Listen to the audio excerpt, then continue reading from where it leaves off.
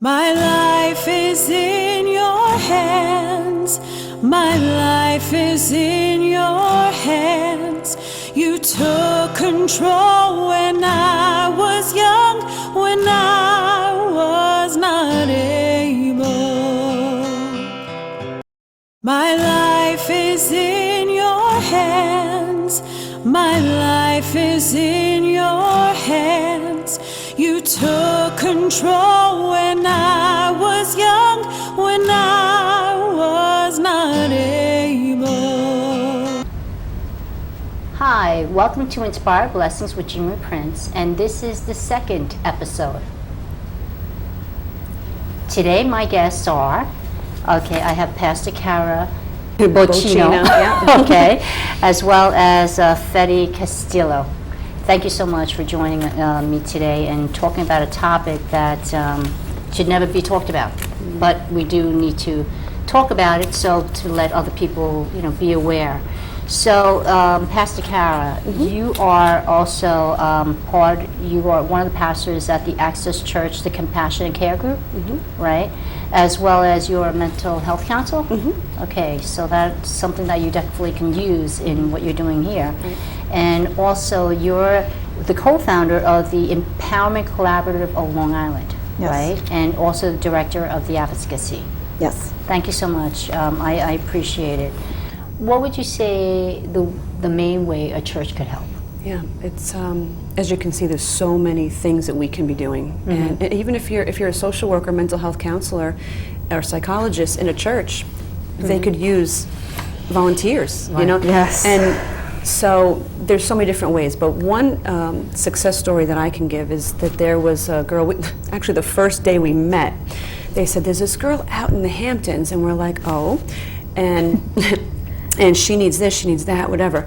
Now, they can't be everywhere all the time, especially in the Hamptons, it's pretty far. So she's placed out there, she has an apartment out there, and we said, okay, we know a pastor out there, let's give a call and see what he can do. We called the pastor, he's like, absolutely. Him and his wife go over, they bring some clothes, some food, whatever, give a contact number, and whatever you need, we're here for you. She's been to church a few times. She's made connection with a woman in the church who's been really an advocate for her now out there. That advocate was able to get information back to ECLI because she was there in the Hamptons with her.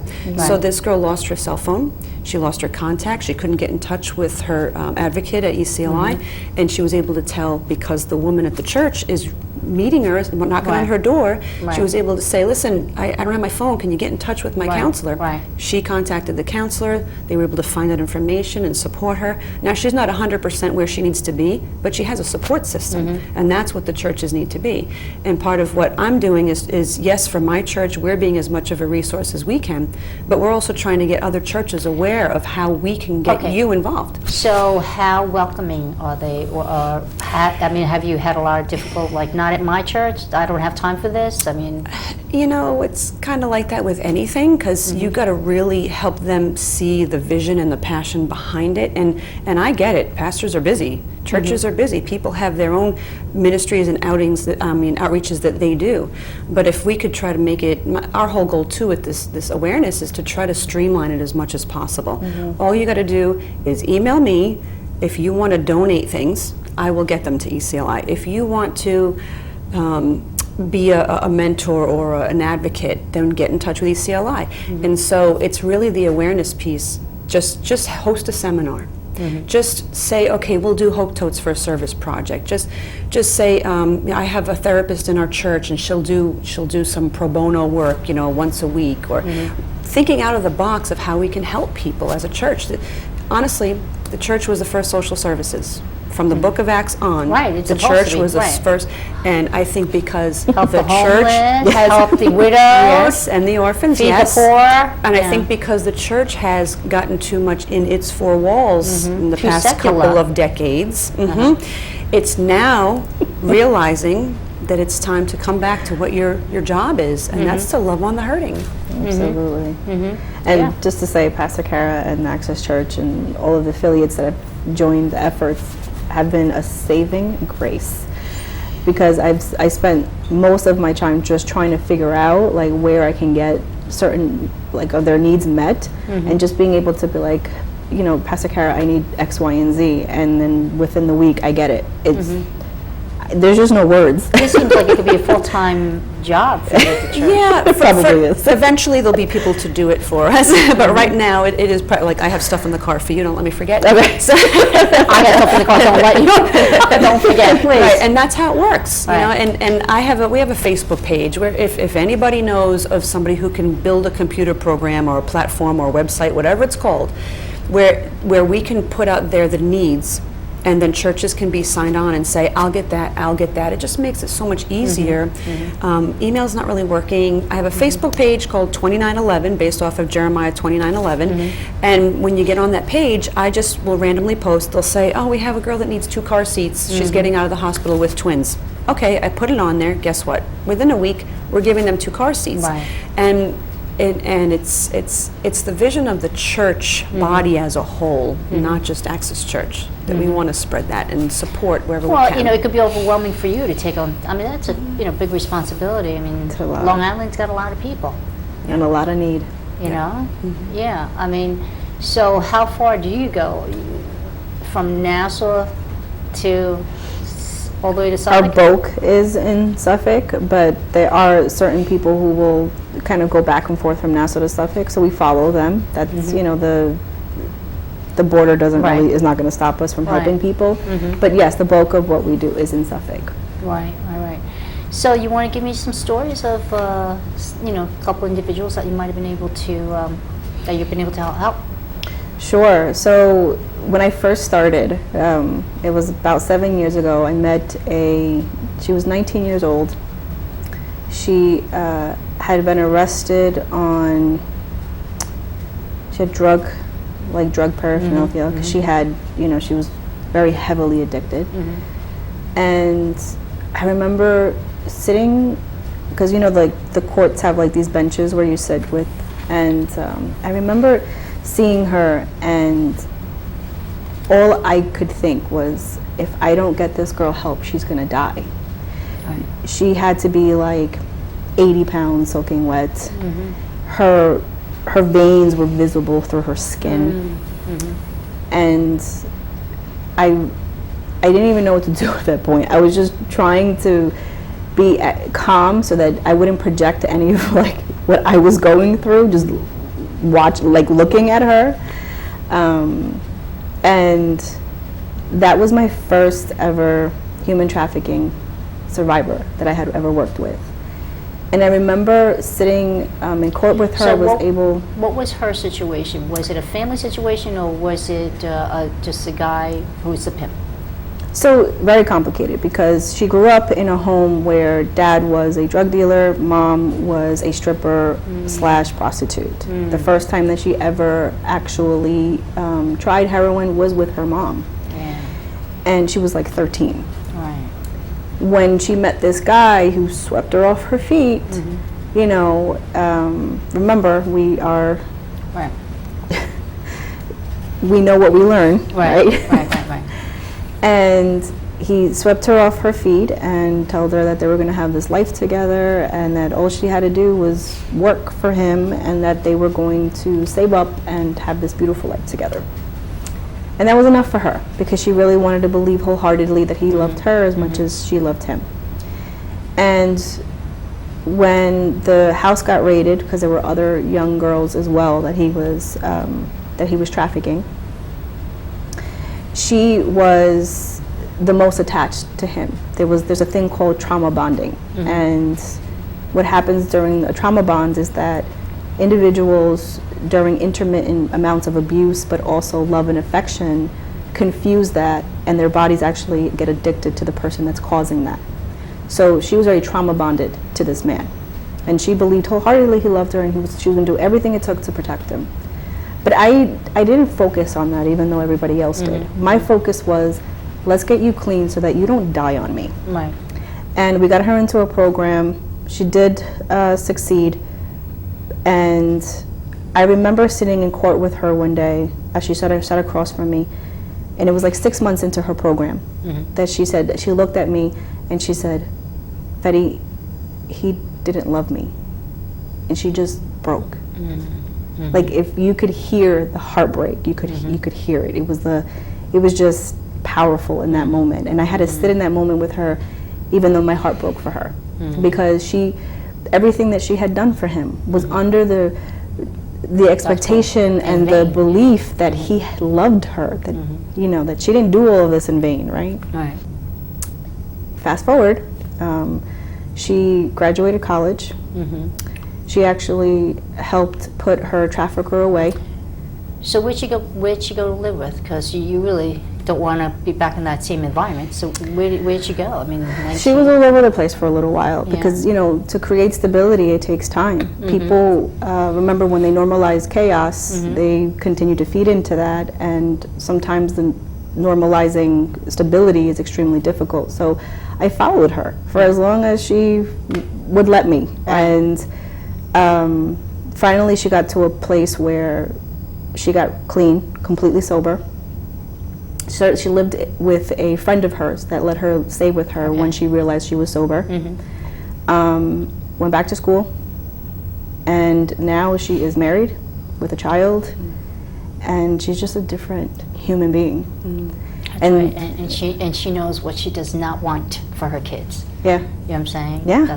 She's just a different human being. You got to break that pattern. Yes. Yes. But she, one day, I think it was a couple of years ago, she sat across from me. We just grabbed coffee, and I caught up with her, and she said, "Fedi, if it wasn't for you, I'd probably be dead." Yeah.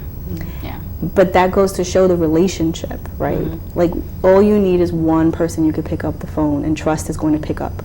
Right. So, well, what a rewarding, thing that you are doing. I mean, because you're making a difference in a person's life, and her children. You're making a difference in her children's life. So it's all her beautiful baby boy. Yeah. Yeah. No, that's definitely great, and that gives you inspiration to continue to do what you're doing. Yep. And so, what do you need from the viewers that are watching to, what kind of help? How can they help you? I think primarily anybody and everyone that can have an awareness seminar, please have one. So we're targeting churches and schools. Churches because we have the facility, but also you have all different aspects of people within your congregation. You have business owners, you have truck drivers and delivery drivers and teachers and nurses and doctors and every single. Did you know that 88% of trafficking victims see their doctor? See a medical professional. If the medical professional was trained to recognize it, you'd be touching 88% of the trafficking victims. And so there's so many different aspects to it now, also with the educators in the schools. If the teachers are trained to recognize it, they can help. Just like we saw in that Blind Eyes Open video. It's also. Yeah, so I think the UPS drivers now are UPS looking drivers, out. And now FedEx is trying to get on the bandwagon because UPS started and they're training everybody. Right, well, that's the thing. But post offices too, you have postal workers, every day they drive by the same houses, and these houses are in the middle of neighborhoods. Nowhere, the Rocky Point one, in the middle of a family environment type of neighborhood. So it's important that everyone's aware, and then they know what to do, whether it's calling the tip line, calling 911, depending on the situation. And when you call it a tip line, it's anonymous, so the person doesn't have to worry. it is completely anonymous. Yes. I guess we'd all be shocked at where it's happening in our neighborhood. Sure. Every single town, every single motel room, every single hotel on Long Island. It doesn't discriminate, and it's every socioeconomic status. I'm just grateful myself because sometimes I used to think I could have been a prostitute on the corner, and one of my inspirations kind of says that is that because I was found 2 days old in a public bathroom in a train station in Korea. So if God didn't have His hand in having me. Somebody find me and bringing me to an orphanage, I could have, you know what I mean? Yeah. So believe me, I'm just grateful. But I feel bad for the girls that are actually in this situation and who don't know what to do and who's afraid to tell people because they don't know. Who do they tell that they can trust? Yes. Because honestly, you should have been able to trust your father, and it's your father who's the one who's abusing. Yes. Absolutely. I think that for many of my survivors, the world has been extremely unkind to them. And no one should ever have to go through half of what they went through. But it's their virality, you know? I think that with enough support, though, those stories can just be miracles. Right. Wow. But if we can get the church to not allow that, Yeah. let's be the light that they need and not think, so they don't have to think that the world is cruel. Let's do what Jesus says. You know, WWJD, what would Jesus do? Yeah. You know, and that the problem is that this world has sometimes become secular, and some of the churches have become secular. You know, And they're not doing what Jesus would do. You know, the story of the Samaritan woman is a huge story when it comes to this. That he was not supposed to be talking to a woman. He was not supposed to be at that well. He was not supposed to talk to anybody from Samaria because he was Jewish. Right. And so he broke all that and said, I don't care. She needs to know who really loves her. Right. Because the woman at the well was considered a prostitute Right. because she had many husbands and the man she was with is not her husband at the time, and he knew all this. And what happened? She went into town, told all the men, because she knew all the men, she told them all to come see this man that knows everything about me. Right. And what happened? The news spread. So Jesus used a prostitute in Samaria to tell Right. his story. So is there, again, your website would be, www.empowerli.org. okay, and the number that they would call would be that tip number would be, If you're suspecting trafficking, call the tip line, 1-800-220-TIPS, TIPS. If you want to help ECLI or anything that we're doing, or get any of these seminars to come to your place of business or your church, then you could contact me at Kara, K-A-R-A, at accessny.org, or EmpowerLI. Info@empowerli.org. 2 emails you can contact. right, For them, it's scattyli.org. And all information that you can think of with regard to what it looks like on Long Island, to any videos, to anything that, statistics, everything that pertains specifically to Suffolk County is on that website. I think probably the biggest in this country and in this world is this evilness with the human trafficking, because you got people with a lot of money that want young virgins. It's a $50 billion industry or $150 billion. One of those two numbers. They're Yeah. big. That's all I know. And I have it in my PowerPoint. I don't know it's where- surpassing opioid drug usage, drug selling. Yeah. It's becoming. But because they're you looking can for teenagers that are virgins, that are, that they'll pay so much Top more dollar money. for. Yeah. And these are innocent people. and it's boys too. Yeah. So It's a huge market for boys. Really? It's just even more underground, and there's so much more of a taboo and stigma that there's even less of a light shined on that issue. As parents, it's like, you got to keep an eye on your children. Prevention is huge, and instilling self-worth and self-confidence in our boys and girls is so huge, so that they're not going to think that they need that attention from anybody else. They know who they are, and they don't want that attention. They don't need it to fill them and make them feel important or define them. Of course, we know that Jesus is the one that does that, fills our holes and helps us to become a whole and complete person. We're not looking for outside validation. But a lot of the kids now don't have that, and that's what us as parents and as church leaders should be doing, is empowering the children to know who they are and not look for that outside of who they are and who Jesus says they are. Right. We know the fact that the 65 million, babies are aborted, but there's, within that, it's because of human trafficking, because they're forced to have abortions. Yeah, so remember that their bodies are commodities, and so there's a thing called maintenance that they do. And so what happens is that the traffickers force them to either have abortions or get actual work done, get their hair done weekly, their nails done. It's a thing. They literally do maintenance on them so that they are continuing to bring in the money. So Their absolutely. And you mentioned before abortion being connected as well, but honestly, all the different areas, foster care, homelessness, drug addiction, trafficking, and abortion, all interconnected. We're finding more and more as we're in this that it's more and more interconnected.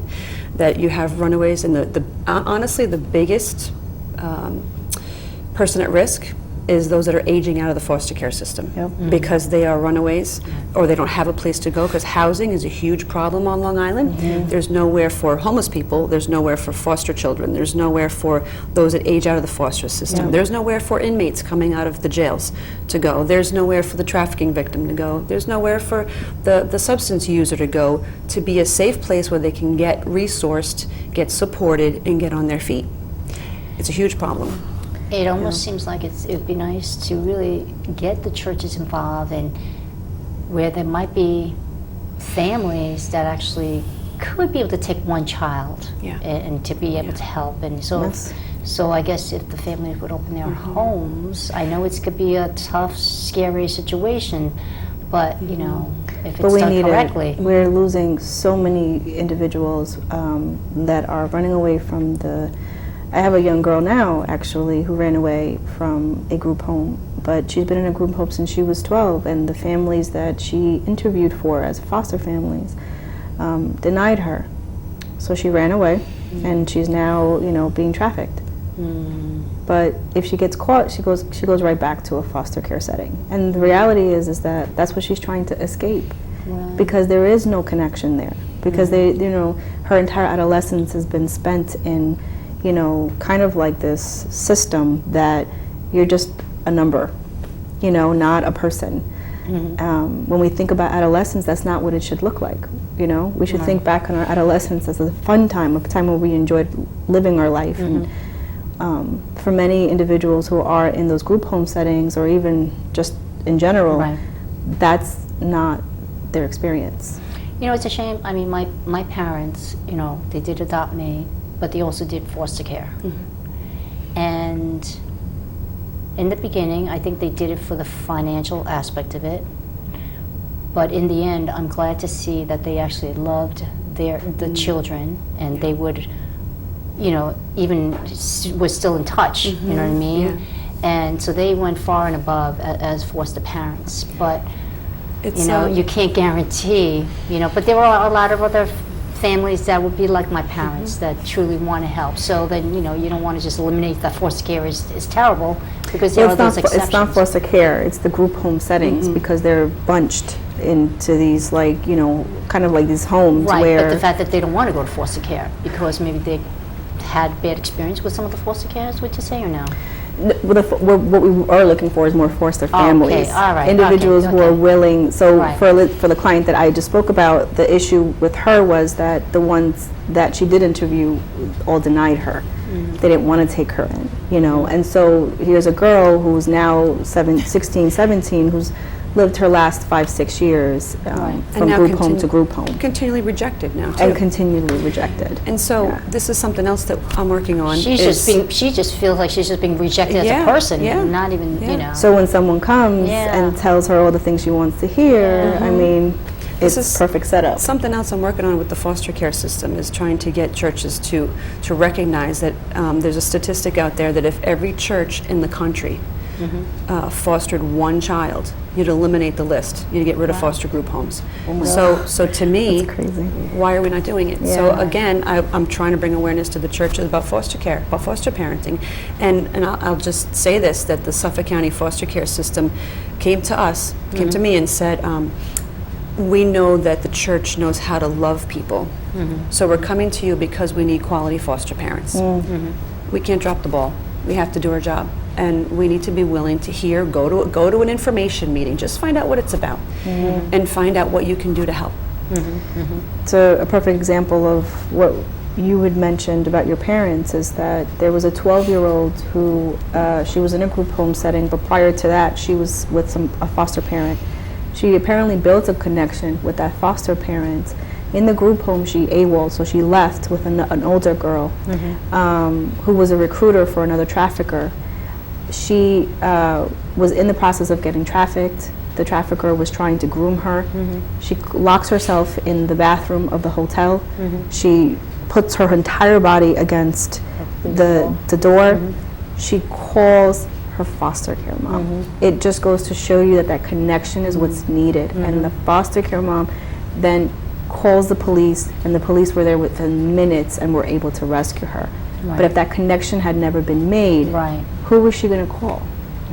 Right. So it just goes to show you the power of that connection. I feel bad for these kids, you know, because that's not the life that they've ever chose for themselves. No. And that anyone ever deserves. You know, after watching Blind Eyes Open, and actually, where can they watch that? Where can they be able to? As of right now, Blind Eyes Opened, you'll find it. Yeah, Right. Google that. Yeah, that was a very good eye. Very that powerful. definitely was an eye opener. Yep. It made me think, if I saw a prostitute, where I would kind of tend to, hate to say, judge, if you know what I mean. You know, their lifestyle. But after watching that movie, it makes you think twice. Like, Yeah. how did that person, you know, get to be there? What happened in her life? Yeah. That, you know, maybe it was something that was forced upon her. Right. You know, so Right. maybe that would make people kind of see, Yeah. talk to her and say, you know, do you need any help? The Yeah. statistic is only 1% that wants to be in the life. So when people say they've chosen that as a job, it's only Right. 1%. Right. Okay. Well, thank you so much for what you both are doing and being that light in the darkness.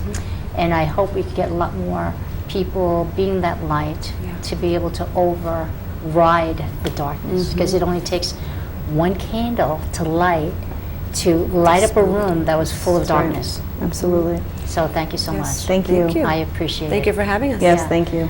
So I hope you can see how important this topic was, and if you're a principal of a school, or if you're a church, or any organization that could be able to have them come in and to be able to, you know, show you or to give you some pointers in being able to look out for human trafficking, I hope God puts it upon your heart to contact them.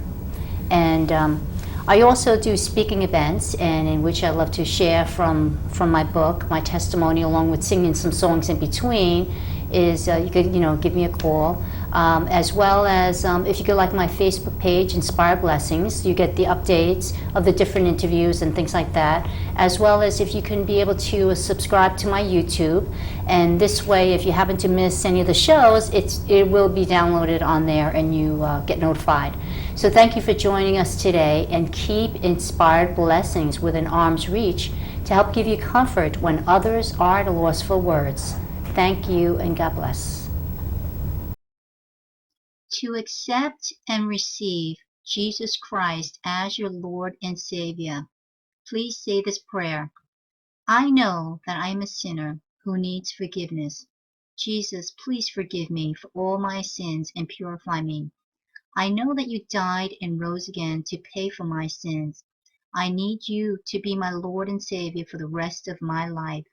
Thank you in the name of Jesus. Amen. With man, this is impossible, but with God, all things are possible.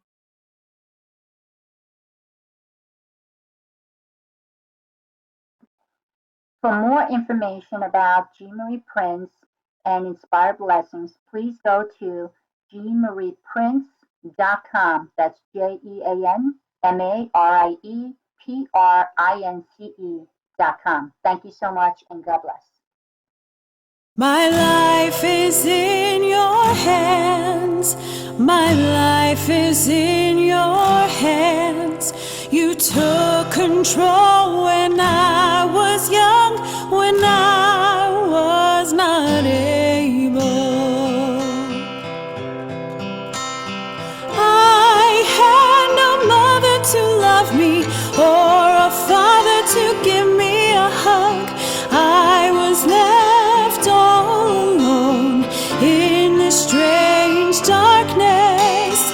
Nobody tried to claim me or said that they knew me. But Lord, you were always there, watching over me, making sure that I was fed. You kept me from the cold. Your hands picked me up and brought me to a loving home.